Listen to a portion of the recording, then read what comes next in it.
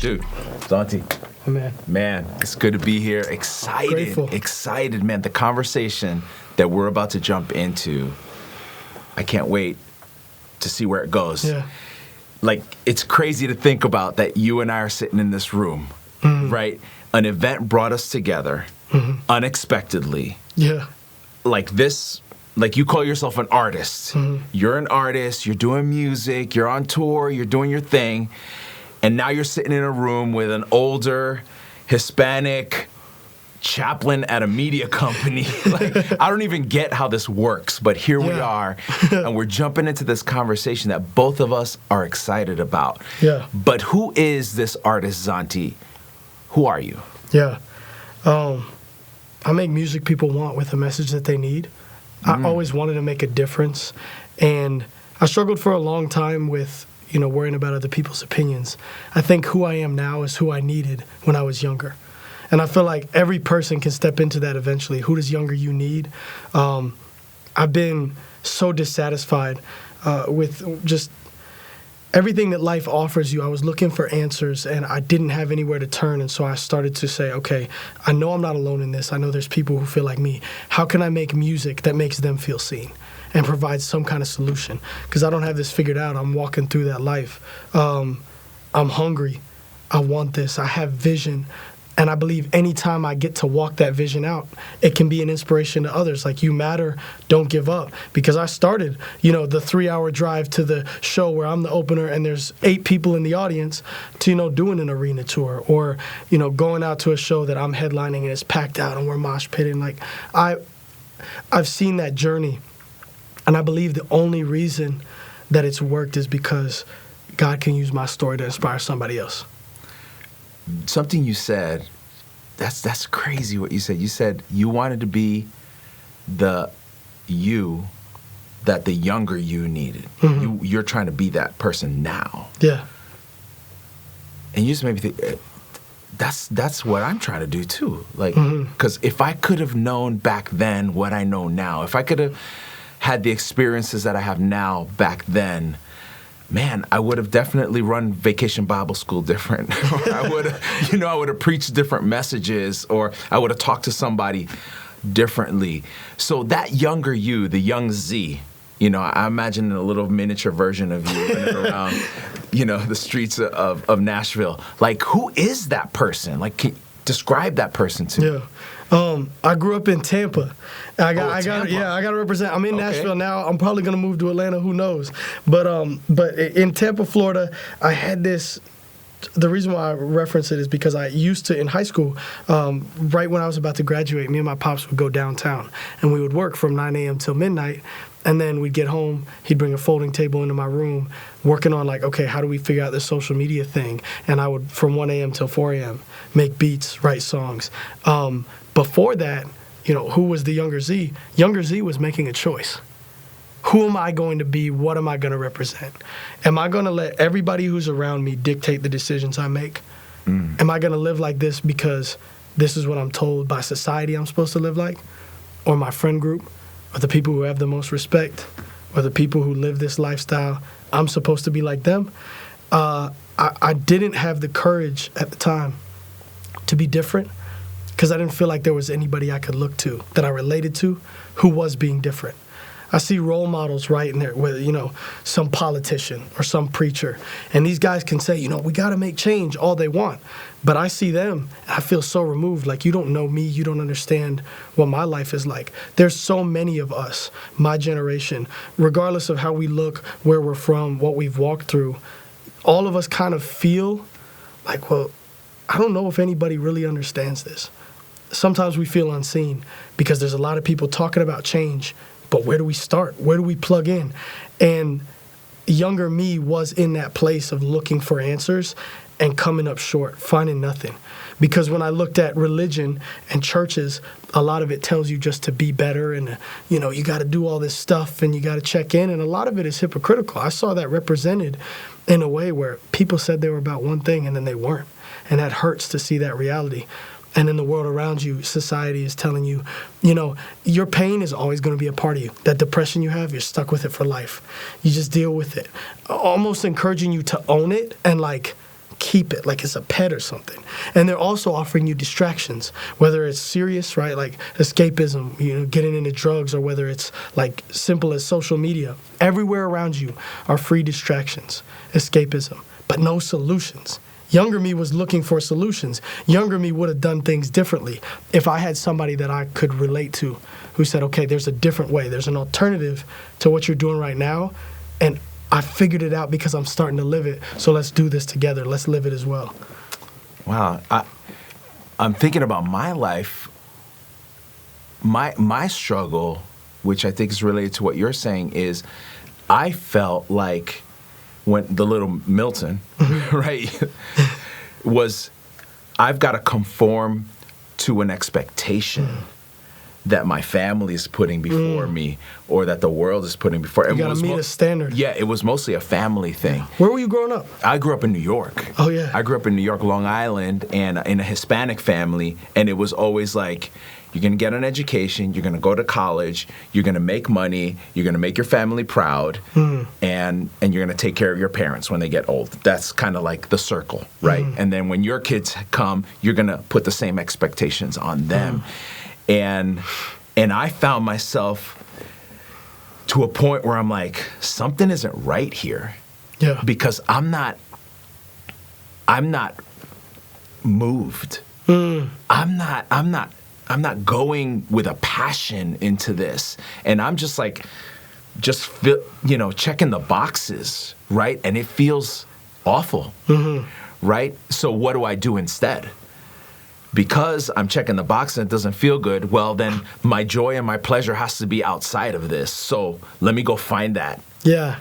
Right? And then I'm chasing it somewhere else. And yeah, it's fun for a while, the party scene and all the stuff that brings.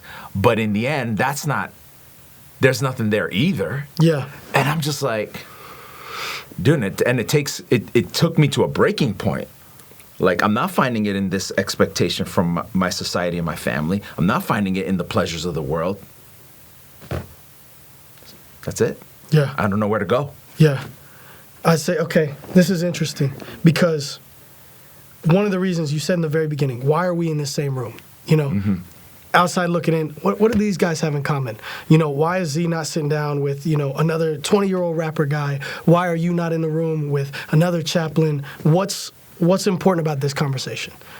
The event that we were at when we first met and we started talking, we realized, okay, regardless of generation, background, where you're from, what you've been through, people are starting to wake up and feel like something is wrong.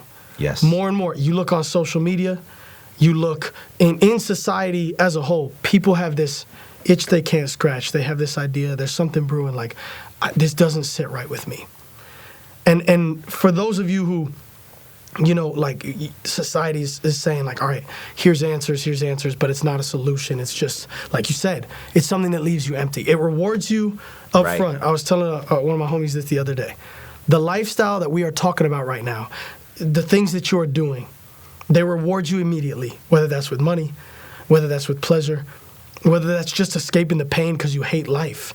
Regardless of how serious it is, these things reward you immediately, and then they hurt you in the long run. I heard it put this way.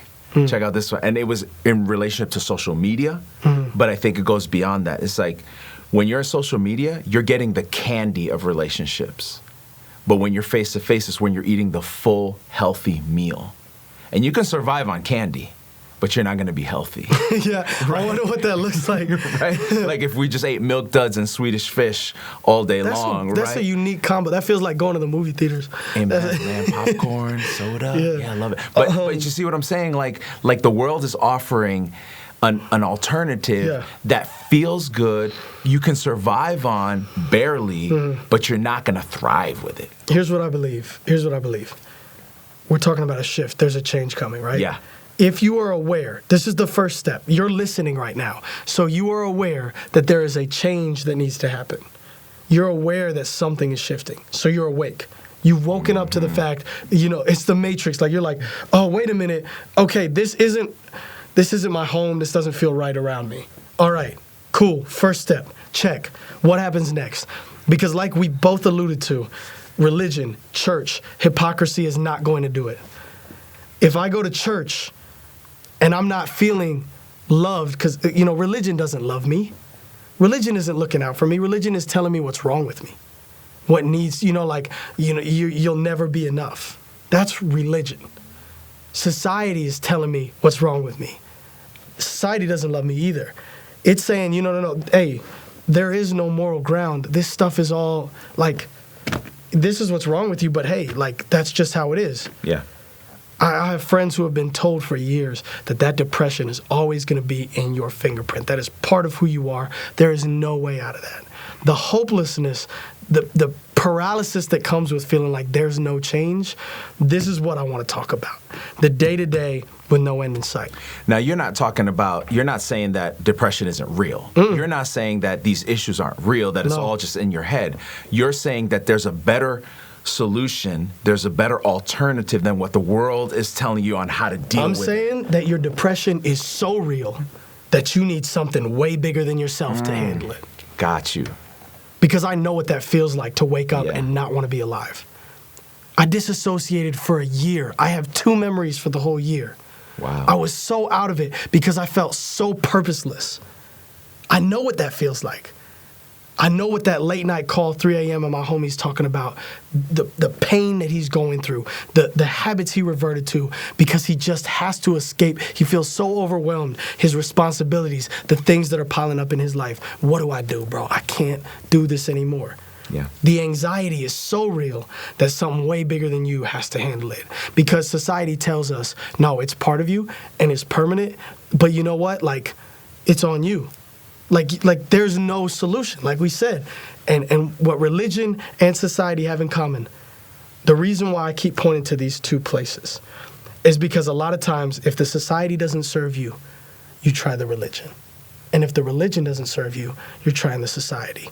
So whether you grew up in the streets, whether you grew up in the pews, regardless of your background, you're going to choose that other side of the fence at some point, or you're going to look at it and say, okay, what's over there that I could use? Is that going to be a solution? And what happens is people get disheartened because they look and they see none of this works. Here's what gets me excited. Like everything you've said, everything I said, here's what gets me excited about this. What we're pushing here, what we're inviting people to, this wake up, die, right? What we're inviting them to me, is what's going to change those 2 things. Exactly. Right? So we're not saying... Come on. You like that? That's you like hard. that? Okay. Hey, finally said something cool. All right. Listen. We are inviting you to what's going to change both of those scenarios. Exactly. So we're not saying we got to get rid of this, we got to get rid of that. What we're saying is if we make the right choices, if we live the right life, those 2 things are going to be a reflection of who we are. They're going to change to such a degree that it's actually going to change the world. That's what we're inviting people to. And how does that start? You have to die. Yes. What do I mean by that? Give it to him. Jesus of Nazareth, not the man-made religion. The Savior that I follow, that changed my life, says unless a seed falls to the ground and dies, it cannot bear fruit. What do I mean by that? Religion won't serve you. Society won't serve you. Where do you fit? I need somewhere to belong. I need a movement to follow. Jesus is the name above all names. What does this look like? Who is this? This carpenter from Galilee that has caused all of history to literally pivot around his life and death. Yep. He was a revolutionary and a rebel. Listen to this. The 2 things You're getting crazy that now. we want to impact were the 2 people, right? The 2 entities, actually, that killed Jesus of Nazareth. Right. The government of society and the religious people of that day. The infrastructures that I've made very clear, they're not for us as individuals who are trying to find purpose or trying to find somewhere to belong. They killed Jesus. That's not the end of the story. He walked into the courtroom when you and I had a life sentence, when we had walked away from him, and he said, because you were created to have closeness with God, I've got that. That's my kid. I'm taking that sentence for them. We have freedom through his actions. He lived to show us where do we meet in the middle to die. He literally died and resurrected, right? We hear this in church. What does that mean? He defeated death in this dimension here on earth to show us that he paid for what we've done. Everything you've ever done. You don't get right to go to God. You go to God to get right. What did I say earlier? Sin, this word we hear thrown around all the time. Oh, I'm a sinner. I sin. You get rewarded up front and hurt in the long run. That's all that sin is. That's why your Father in heaven, your Creator who made you in his image, doesn't want you to sin because he sees that it's going to hurt you. So the answer, how do we reflect change in these two places? How do we shake them to their core? Not get rid of them, but impact them? Death to self. Like I said, this pain that you deal with is real, but it's not part of you. It's part of your story, but it's not attached to you forever. It can be given to someone else to take it away. That's the death. It's being born again. It's saying, I can't do this on my own. I die to my own desires, my own fear, everything that's held me back. I'm choosing a whole new way of life now, and I'm all in. Nice. So that's the wake up, die mentality. And that's what we're saying. We're inviting you to be a part of. wakeupdie.com. That's the place to go. And it's not a website. It's not a conversation. It's a community. Exactly. That we're building, that we're inviting you to become a part of so that we can all do this together and make the changes that we all see that are necessary for this world to be different. 2 examples. Conversations that I've had literally last week. Okay. A friend who grew up around this stuff, this Jesus stuff. He grew up in the church, but he knew, okay, this stuff, I don't want to represent what Christian seems to represent in the world today, but I know Jesus is the way. I've seen it impact my life. Where do I go? You don't like how Christianity's painted? You don't like how Jesus is painted? This is what I found. Somebody has to paint the new picture. So if you've been following him, this is a call to wake up and die and say, okay, I will follow, and I'm going to represent and represent who he is. The other conversation was with somebody who's just decided to follow Jesus and has no context with what this looks like. If that's you, all right, I need somewhere to plug in and learn how to do this. That's what this is. Whether you've been doing this for 30 years or 3 days, we want to provide you, resource you, what I would have needed, younger me, what you would have needed, younger you, the resources to say, all right, I can't do this alone. Now I know you and I are living proof that there's other people, even if it's just us two, who feel the way that you feel. So how do we plug in? And that's what we're doing right now. wakeupdie.com, building this community, more of these conversations. We don't want to just say, okay, something's got to change. Bye. Let's live life together. I don't have this figured out. I don't have it perfect. That's the beauty of it. God loves me as I am, and he's going to continue to love me as I learn how to follow him and get closer to him so that I can reflect change in the world around me. And what I love, and I've seen this over and over, is when we do this together, like you and I aren't coming in here as the experts on this. Exactly. We're coming in with an open heart to say, iron sharpens iron. You know, that's a concept in the Bible, which is just like, we make each other better. Accountability, pushing for so it's not a New Year's resolution that's over with in 3 days. No, this is a life. Yeah, this is a life we're all going to live together. Exactly. Right? And to see not just how you and I can maybe impact somebody else's life, to see how those lives are going to now impact us and how we're going to be different in the journey as well, and how that's going to affect your music, how that's going to affect my chaplaincy. Who knows what's going to happen? Exactly. We're not here with a formula. We're here with an experience and a community that we're inviting you to be a part of. It's as simple as that. Welcome to the family. That's what this is. We're grateful to get this journey started. I'm thankful because this has been a dream of mine. We had this conversation, and now it's really happening. A place to plug in where you feel seen, where you know that it's okay to be different in order to make a difference, to stand up and stand out so that the world will know the God we follow.